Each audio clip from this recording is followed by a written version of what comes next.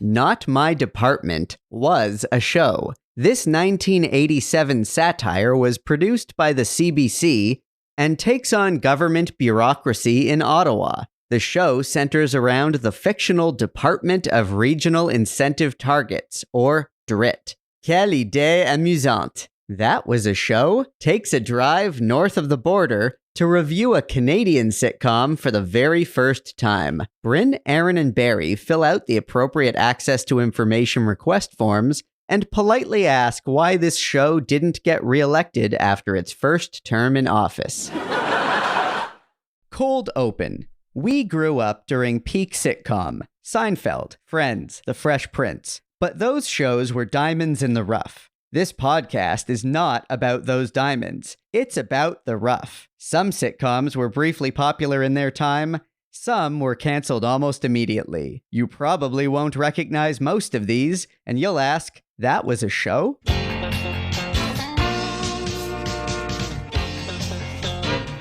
That was a show? The podcast about failed or forgotten sitcoms from the 80s and 90s, starring Brynn Byrne, Aaron Yeger, and Andrew Helmer as Barry. a Radio Gizmo production.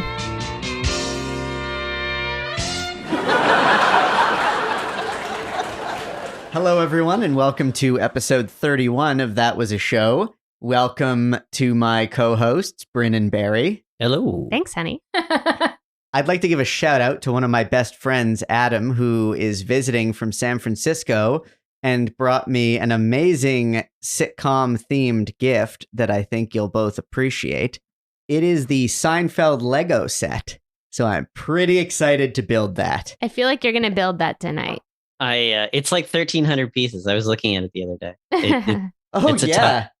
It's big, man. Well, It's a big because build. you have to build the walls and everything. So And you build the floor too, and Wow. it has the lights. that's like our puzzle instead of puzzles, we'll be working Yeah. on that. 1,326 pieces. Yeah. It's Lego, but it's rated 18 plus.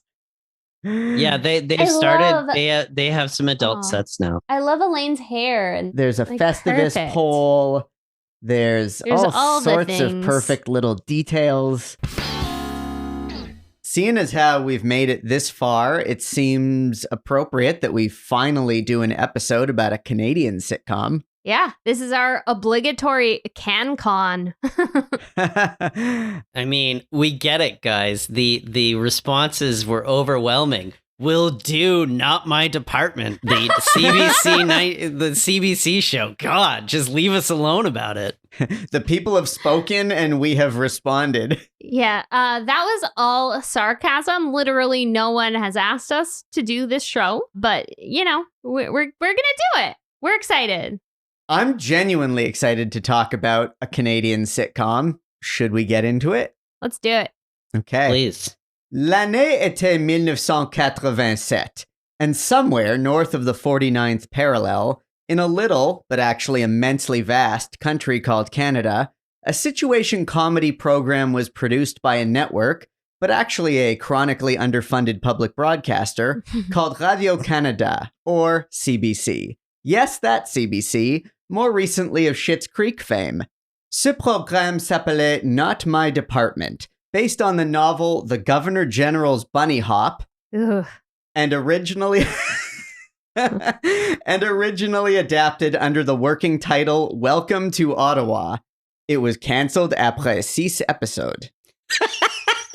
The series starred Harry Ditson as Gerald Angstrom and Shelley Peterson, who was the wife of the actual Premier of Ontario at the time, David Peterson, as Margaret Simmons.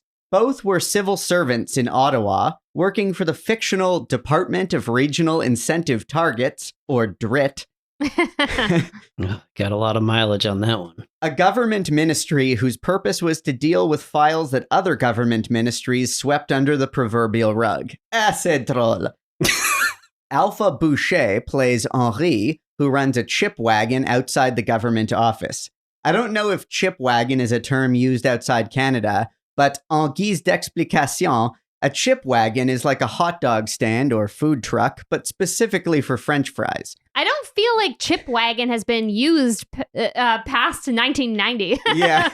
Yeah, and if so, I don't know if Canadians call me out on this. We don't call them chips outside of fish and chips. No, we don't. But I will admit, like growing up, I remember hearing about or thinking about those trucks, such as ones parked outside Toronto City Hall, as chip wagons for some reason. So, Anyway. Oh yeah, no, we still call them chip wagons, but we don't call them chips. Unlike this show really loves to suggest, because they said chips multiple times. Very good point. I'm sorry, derailed. So this was a show making fun of government bureaucracy in an era when criticizing the very existence of government was très populaire. We watched the first and second episodes. The show seems almost like a procedural, with each episode having a plot driven by some sort of wonky political scandal. Dans le premier épisode, the scandal is that DRIT appears to have spent their entire annual budget in the first 2 months of the year, and about $1 billion has gone missing. They managed to account for half the amount in what are supposedly legitimate expenditures, the joke being that things like $50,000 for paper clips is legitimate. There's still $500 million missing.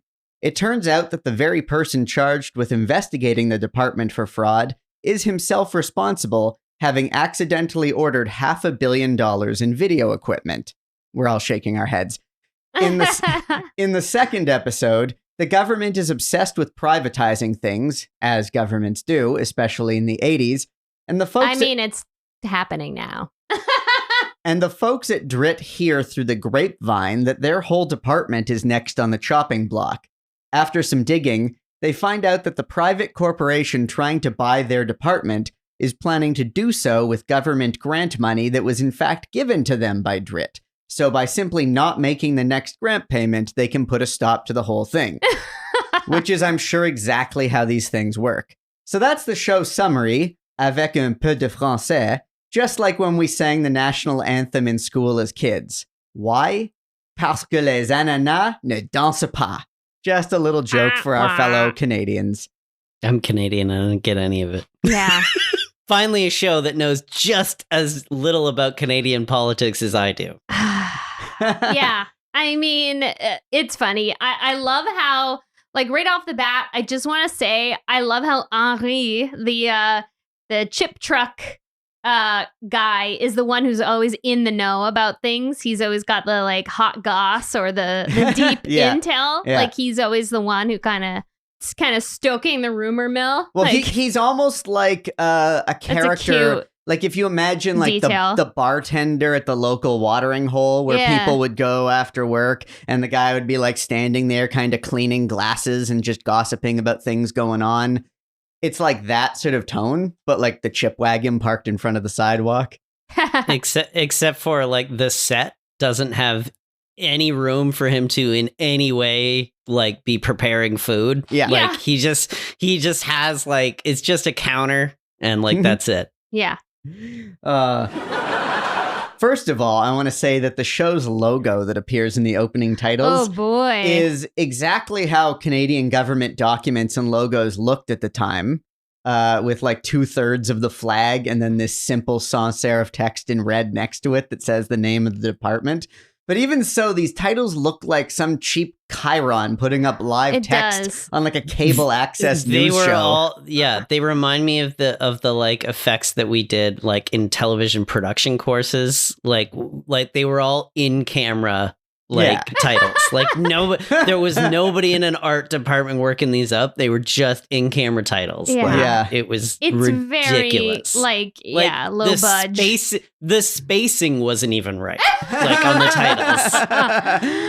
Yeah, I mean, as soon as I saw that up on the screen, I was like, uh-oh. I was like, we're in for it. And then the very first scene is with Henri with his chip wagon, and right off the bat, you know, taking huge shots across the bow at government waste, and in this very like classic 80s fashion of just like this smarmy rants about how everything in government is useless and wasteful and got to get the government off my back. And it's all about like the little guy knows knows what's best and all of so that. it's the Canadian answer to all that kind of propaganda that was in American television at the time. So it is astute. Like it is a good parody. Except for this was all paid for by the Canadian government. Yeah, so it's a little wackadoodle. The CBC is like much like the BBC in the UK. I mean, it's like an arm's length branch of the government, but I mean, it's a little hard to tell in the tone of the show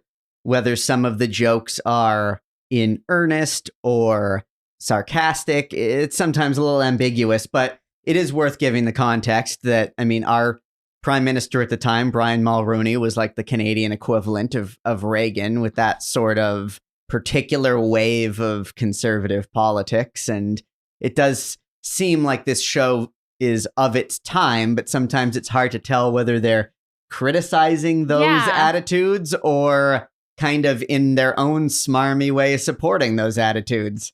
I think they were criticizing them as much as they were allowed.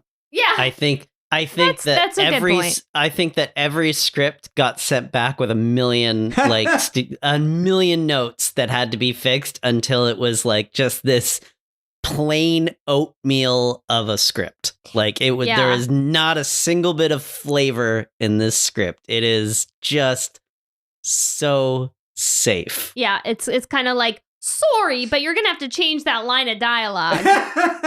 Yeah, there's a lot of sorries in this. I mean, okay, it's interesting. I don't quite know what to make of the tone of the show. There are things I like. I do like things that kind of poke fun at government bureaucracy and are kind of, like a little bit absurd and trying to make a point. And again, I do kind of stan Henri and his whole being like the guy who knows everything. Mm-hmm. Like that is cute. Like that is like a fun thing. But like the tone, it's just a bit off, and it is hard to like really know, like, who are we supposed to be behind here? Like, who are we supposed to be cheering for? Yeah, because anyone? Gerald, who like kind of, is sort of the lead, like, he knows more than everybody and he's above it all and like he fixes things. But I'm also like, you're also like a piece of shit, dude. Like you're not somebody that I like. He's not like a Leslie Knope. He's not, Yeah, that's a good comparison. This is a show that would want to exist in the world of Parks and Rec. Yes. Let's not pretend that it's in that ballpark of comedy, but that's like what it's going for, is the like absurd, comically mundane satire on a government department where you can't exactly tell what they're supposed to be doing and they don't even really know what they're supposed to be doing. And some of them are passionate about having their jobs and some of them are very cynical. Like it does sort of exist in that world.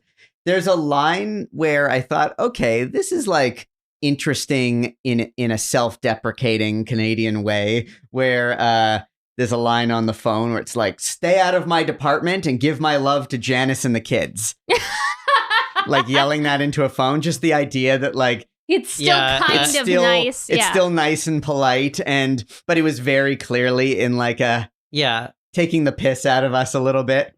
I liked that. That was amusing. Yeah, I mean, I thought it was funny that the whole scandal with the money was on video equipment. Like, how is it possible to spend $500 million on video equipment?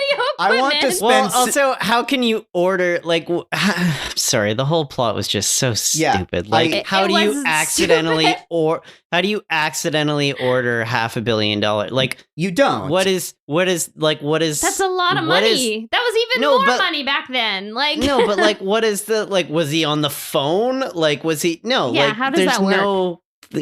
He's just ordering it from the video place. I want to spend several minutes talking about how implausible this is. Let's get into it. Because there's sitcom logic and then there's this. to your point. Yeah. It's very unclear in the episode how this clerical error happened, because they have all these like weird dot matrix computer printouts and codes and weird things on computers where somehow this guy added some zeros to the order. So instead of $50,000 of video equipment, it's $500 million worth of video equipment.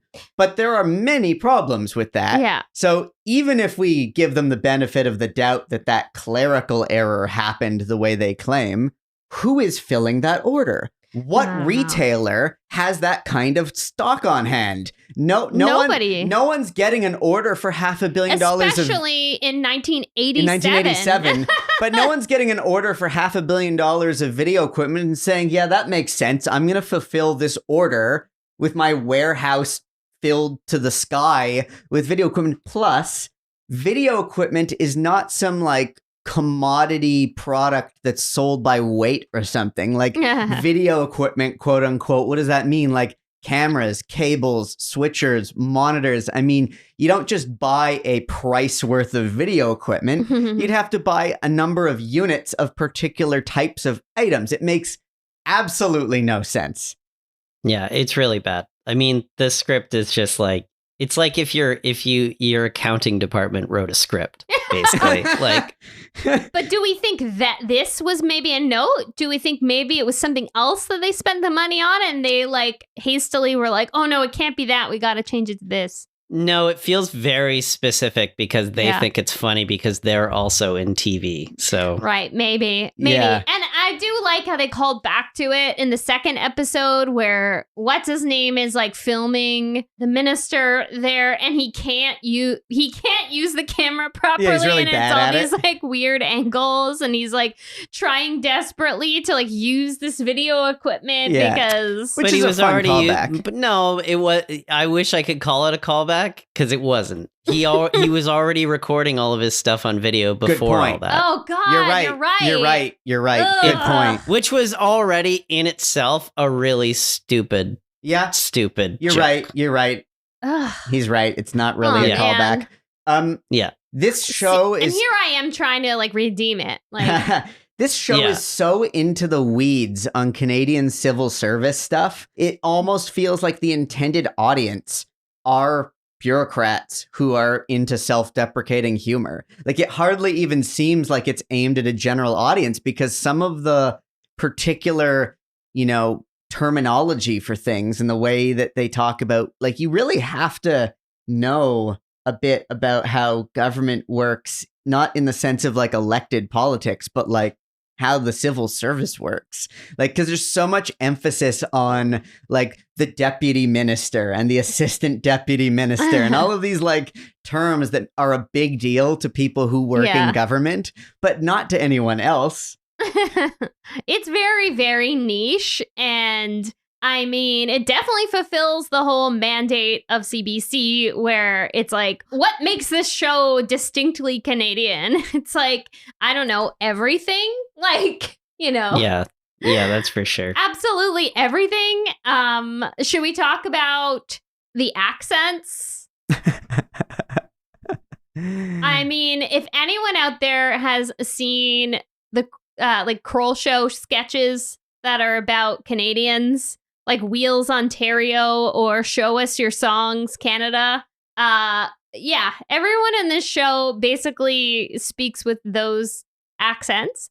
And like Gene Creamer's. Yeah, it's basically like John Daly watched this show to prepare to play Gene Creamer's. Oh, yeah, they're pretty thick. The whole time I'm like, we don't sound like that, do we? Yeah. I hope I don't sound like that. It seems like the show was shot single cam. Am I right about that? It was shot single cam on very, very low fidelity video as well.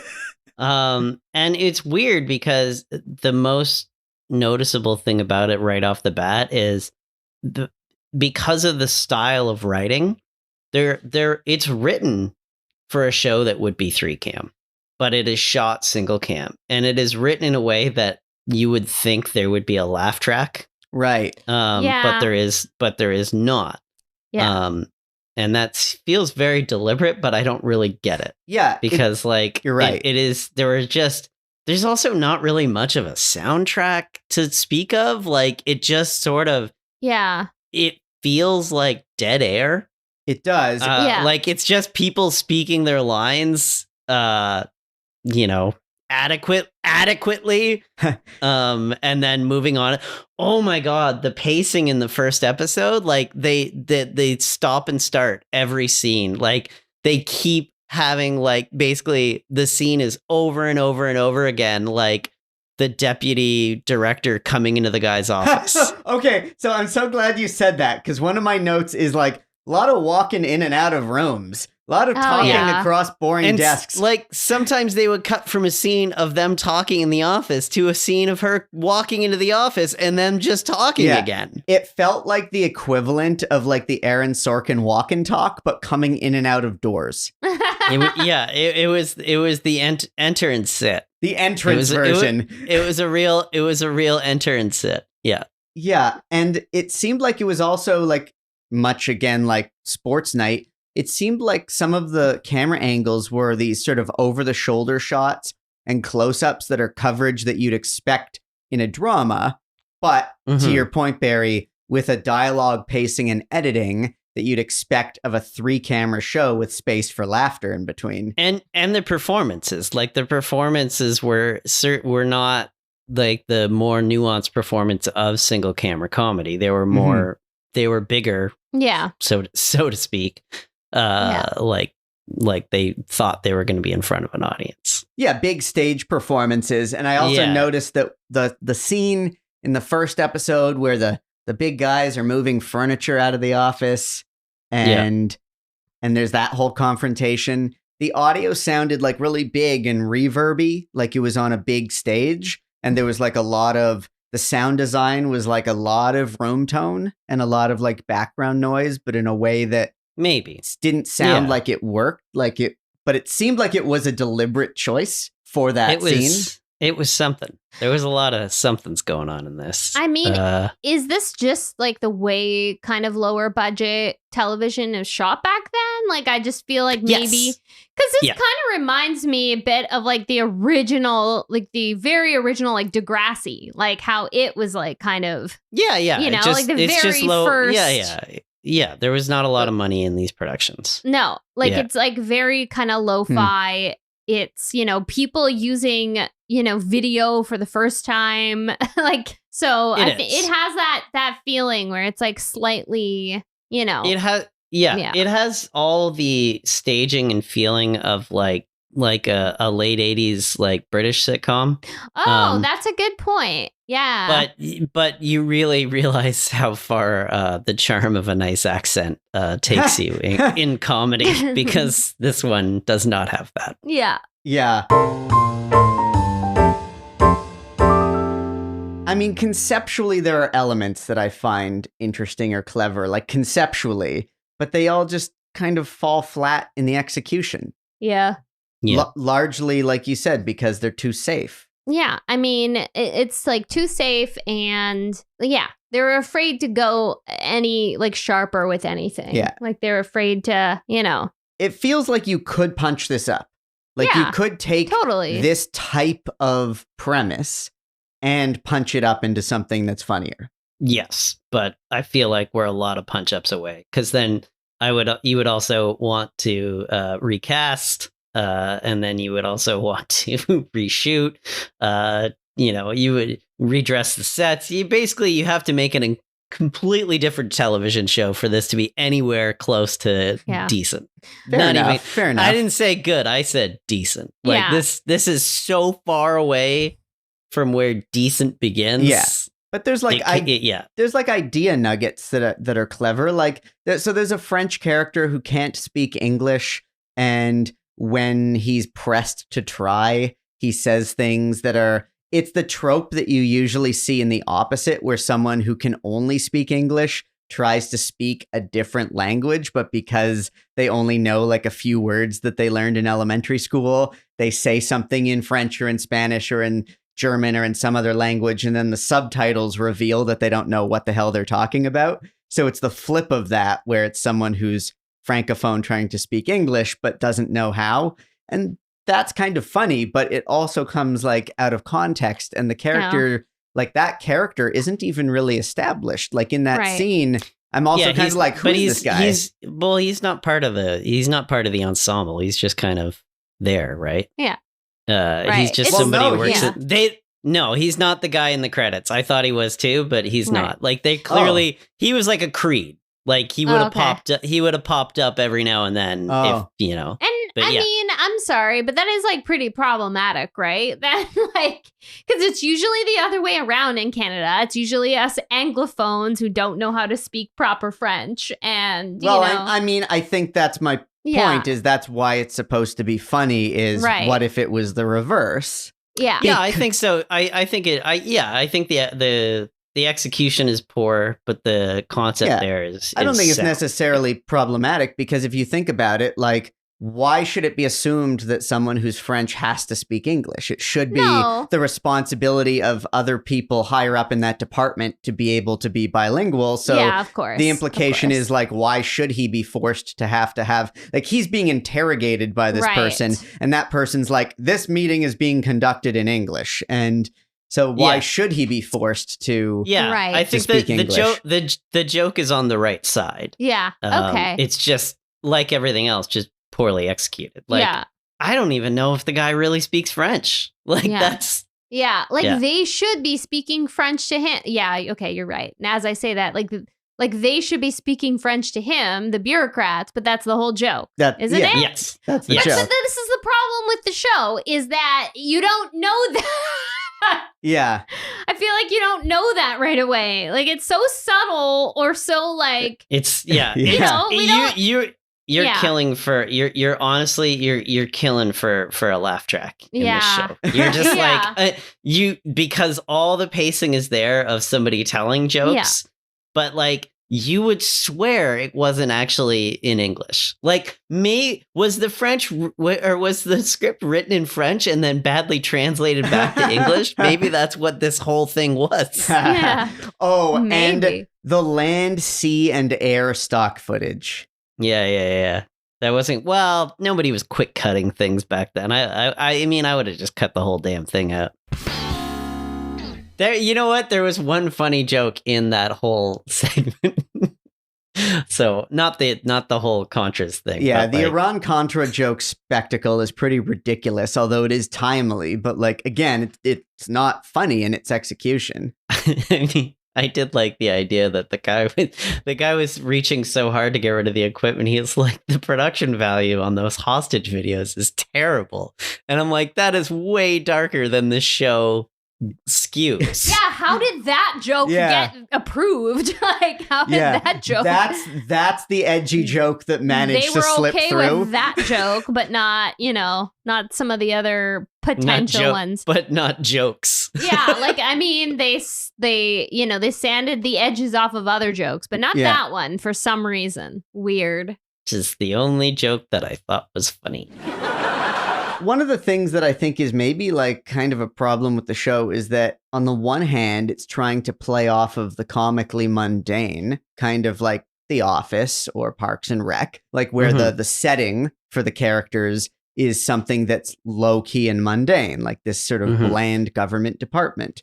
But at the same time, they're going really high concept and over the top with the plots, with these like billion-dollar scandals and massive high-stakes situations where in episode 2, their whole department could be shut down. Like, they're trying to thread this needle of dialogue and plot stakes that are really up there, but trying to exist in this world that's like just people coming in and out of offices in this government department where we don't even really know what anyone's job is. And it's like, couldn't they try to keep things within that world? Like, keep the plot into that scale at least. It's all situation and no comedy. And also no character.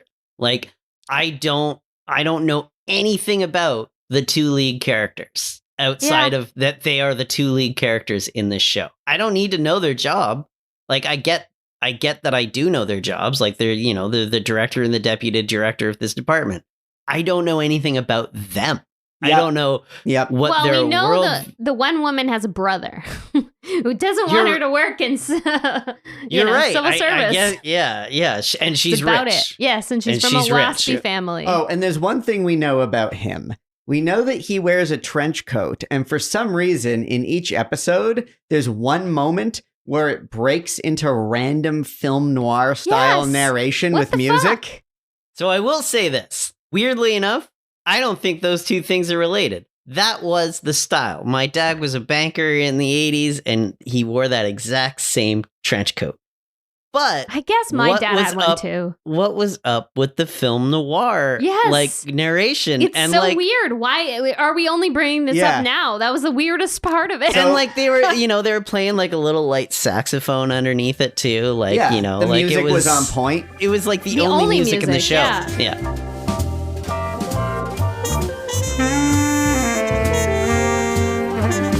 To give some context to the audience, in the first episode, it's playing out as this kind of low-key sitcom with, not really any music. We don't learn much about these characters, but there isn't any, weird particular style. And then at the very end of the episode, it breaks into film noir-style narration and music, where we learn that the main character is kind of like the protagonist in a 1940s film noir. And then in the second episode, that thing happens again at a random different spot in the episode. I wrote down one part of one of his lines in episode 2. As I walked along these filthy streets. Meanwhile, Ottawa's pretty clean. Excessively clean. But this is never established as a motif for the series. No. Yeah. No. It's no, there weird, isn't. yeah. If you want to use that, you open the episode with that, or you do you would differentiate between the acts like that. You use it for act breaks and stuff. Exactly. But no, there's no. Again, I think the accounting department wrote this show.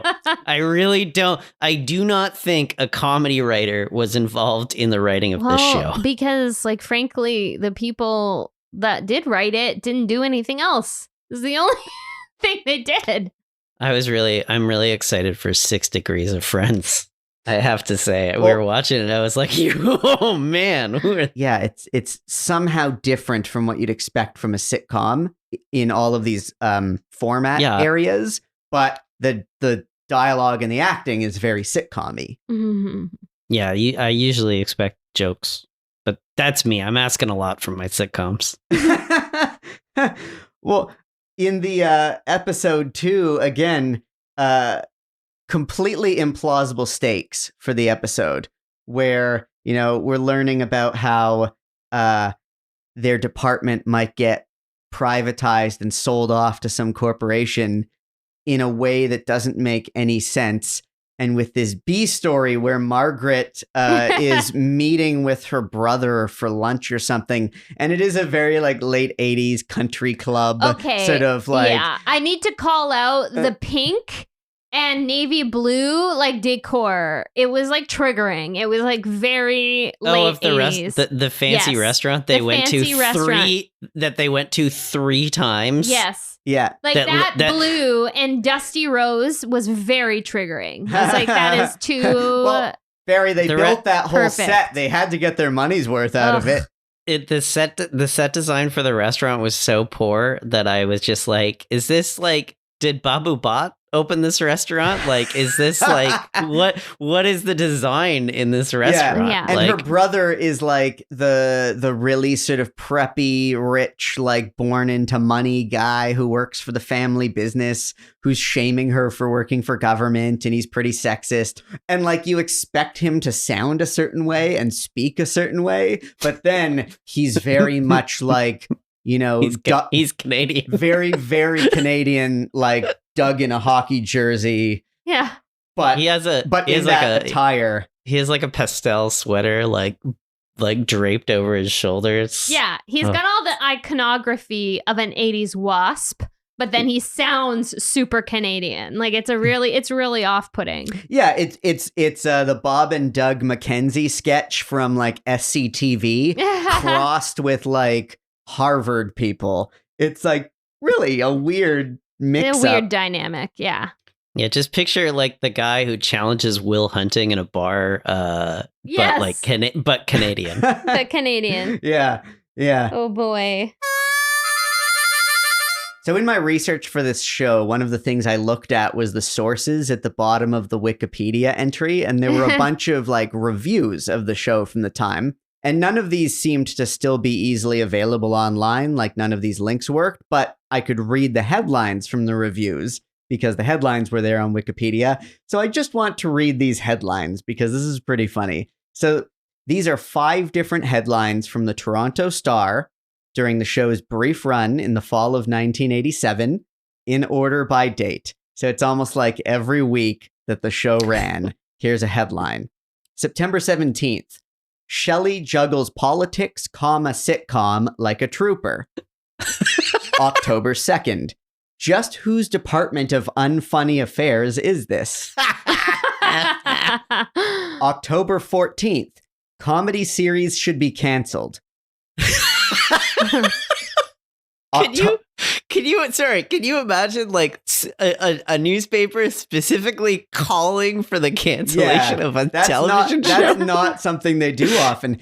October 28th, CBC quotes pleased with ratings for TV comedy.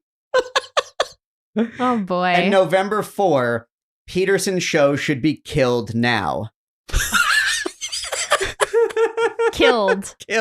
I mean, it sounds about right. I feel like there's always this push and pull when it comes to our own television. You know, there are certainly beloved shows, and there are shows that have done really well on an international stage. But I think it like takes a lot for like everybody in the public to like come together for one Canadian show. And like, it's the Star. It's the Toronto Star. They're For our non-Canadian listeners, the Toronto Star is the largest circulation newspaper in Canada. It's kind of equivalent to the New York Times here. It is the biggest paper here. And so when they would have... It's like the biggest media brand. Yeah, when they would have reviewed, especially in the late 80s, if they were reviewing a show or movie, like that would carry weight. Yeah. So pretty funny. Brynn, what can you tell us about 6 Degrees of Friends? Yeah. So Barry, as you've said, you're anxious to actually learn what the tea is on this. And like, I assumed as well that it would be quite a struggle to connect Not My Department to Friends, the biggest sitcom of the 90s. But actually, it was more straightforward than you would think. So Not My Department is separated from Friends by 3 degrees. Ooh. Oh, wow. Yeah. Okay. Do tell. Right. So I found I was able to do it through the same actor, but 2 different connections. Well, sort of 2 different connections. Anyway, so Suzanne Coy, who played Sheila Valentine, one of the, employees of the ministry. So she was part of the ensemble of Not My Department. She guest starred on Dream On. Oh, that's interesting because that's a show I really want to do at some point too. I know, that's why I was telling you in my prep that you would... I briefly was like, did we do Dream On? No, we have not done Dream On. No, but one of these days. Yeah, Dream On was created by David Crane and Marta Kaufman. Oh, okay. David Crane and Marta Kaufman went on to create Friends. So 3 degrees. Another connection still through that universe is, again, Susan Coy. Wait, isn't that 2 degrees? No, it's 3 degrees. Not My Department to Dream On. Yeah. Dream On to Friends. That's 2 degrees. Is it? Yeah. We've had this debate many times. Oh my God. Fuck my life. Okay. Okay. So it's closer than I thought. So it's 2 degrees. Right on. Okay. And so obviously it's still through Suzanne Coy and Dream On, but it's through her co-star. Her co-star on Dream On was Dorian Wilson. Dorian Wilson guest starred on Friends in 2 different episodes, playing 2 different characters. Ooh, bold. Well, so Dream On was the factor that connected it. Interesting. Yeah. I guess it must have been produced here in Canada because there were a lot of Canadian actors on that show. Yeah. It'd be interesting to check into. Yeah. So, do you want to do the spin-off? Yeah. I mean, the spin-off was like, almost as bland as watching the show itself. I mean, it's very straightforward. Shelley Peterson, she continued to be the First Lady of Ontario for the remainder of the term or whatever. She also continued to be an actress and worked on and off in film and television until like the mid-early 2000s. Harry Ditson also has lots of credits in many Canadian television shows and TV series. Alpha Boucher, who played Henri, did a lot of French language television after this. So he kind of was like a big star in French language television. One person who really stuck out was actually the actor who played Morgan, Margaret's brother. So he was like just the guest star, the one-off guest star in the one episode. But his IMDb page was like very interesting. So this actor's name is, I think his name is pronounced Geraint. Apologies if that's incorrect. So Geraint Wynne Davies. So he guest starred as Morgan, Margaret's brother.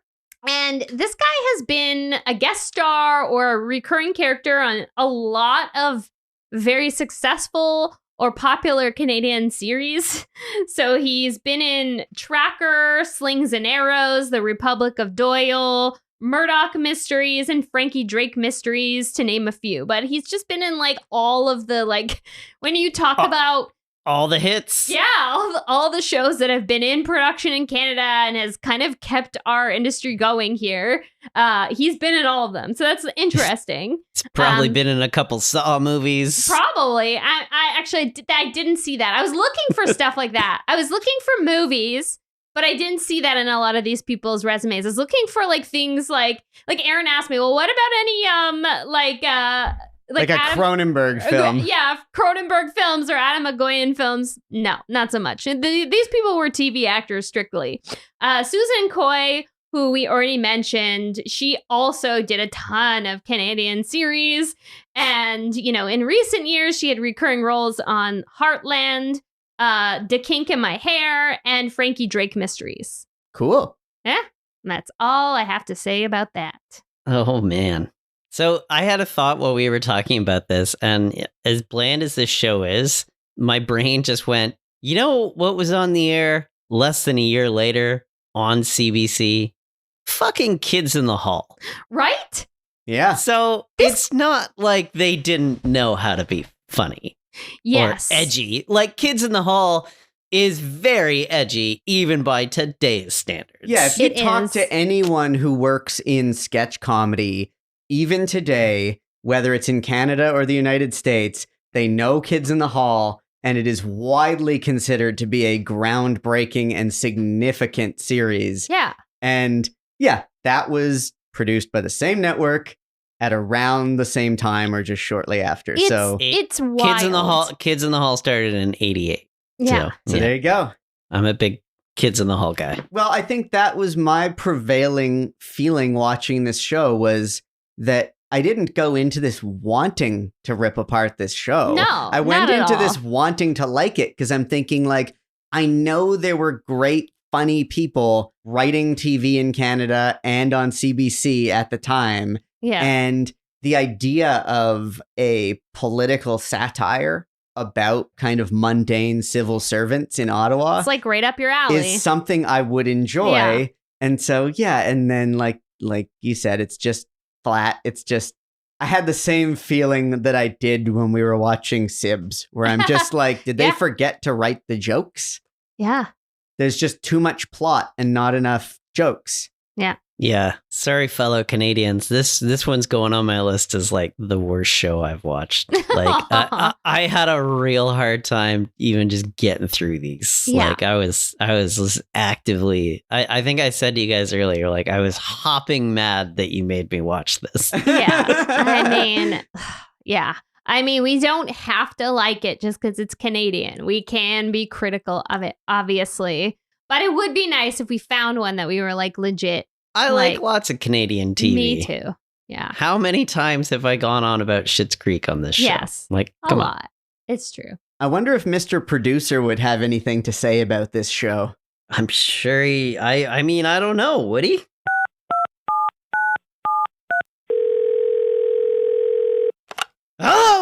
Mr. Producer? Yeah, what? Well, yeah. Can you hear me? Who is this? How did you get this number? It's Aaron Yeager with That Was a Show. Yeger was a what? Aaron Yeager from That Was a Show, the podcast about failed or forgotten sitcoms. We have spoken like 30 times. Ah, right. The show goes on. Right. Is now a good time? Your assistant said you had some time. Yeah, of course. What are we on today? We're talking about Not My Department. Not my what? Department. It was a CBC show from the late 80s. Oh, yeah, sure. CBC. Yeah, gotcha. Fantastic project. Did you have any connection to it? No, never heard of it. But you said it was... I was just being polite. But actually, I did get loaned out to the CBC for about a year back in 87 or 88. Loaned out? Yeah, you see, I was working with Tartikoff over at NBC, and well, I might have made some bad bets, and the next thing, I'm on a steamer ship to Canada. Steamer Why ship? a steamer ship? I was also on the no-fly list around that time. But the CBC, you had some great folks there. You had Jacques Lapointe, Gregory Sanders, Miss Tiffany Sherstone, some real heavy hitters. I don't know if I've heard of any of them. Sure you have, kid. We worked on some wonderful programs over there. What were some of them? Well, we did The Station back in 1987. That was a space comedy. Then we did Pardon Me with Alexander Lloyd, Christopher's half-brother. We did Moose Tracks. That was a riot. And of course, I was pretty instrumental in the first major Kids of Degrassi spinoff. Degrassi Junior High? No. The teens over on Gerrard Street East. How long did that one make it? Pretty much got canceled before the first TV break. Those were some fast times in Toronto. The CBC, she was a harsh mistress. I'll tell you about my times in Canada some other time, kid. I got a split for now. Well, I guess that's kind of informative. Yeah. Yeah, he's always an interesting character to hear from, I guess. Yeah. Do either of you have any leftovers? How about you? I dare you each to say one kind thing about this show, just to be Canadian and polite. Oh, that's fair. That's fair. I do feel like we should be a little bit more polite. I already complimented Alpha Boucher, so I will stick to that.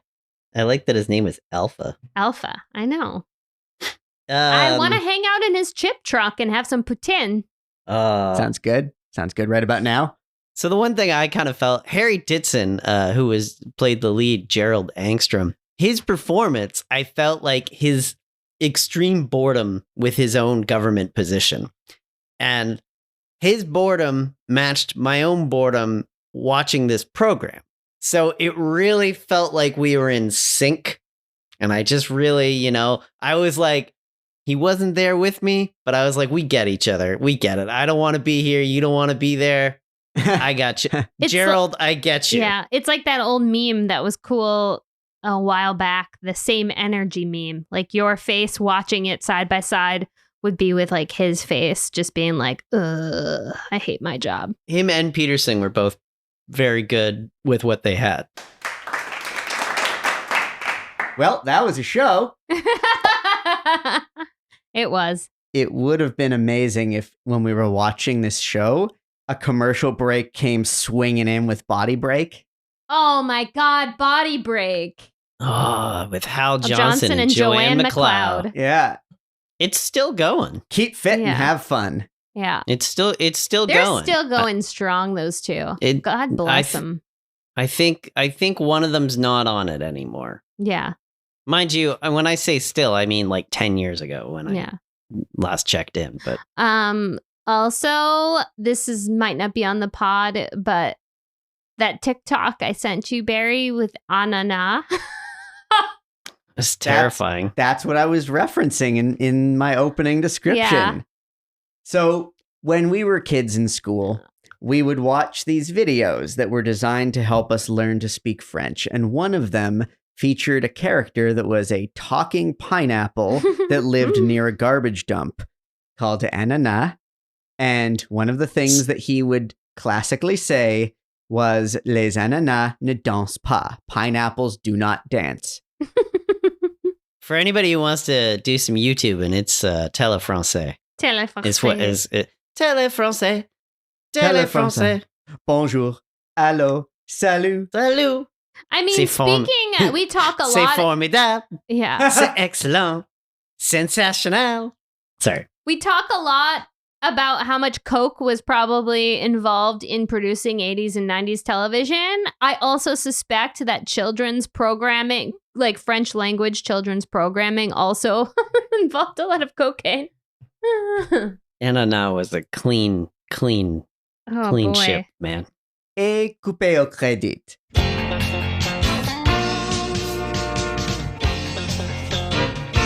That Was a Show is created and hosted by Brynn Byrne, Andrew Barry Helmer, and myself, Aaron Yeger. It's a production of Radio Gizmo in Toronto, Canada. Subscribe, rate, review, and share. Follow us on Instagram and tell your friends about it. That Was a Show? Radio Gizmo.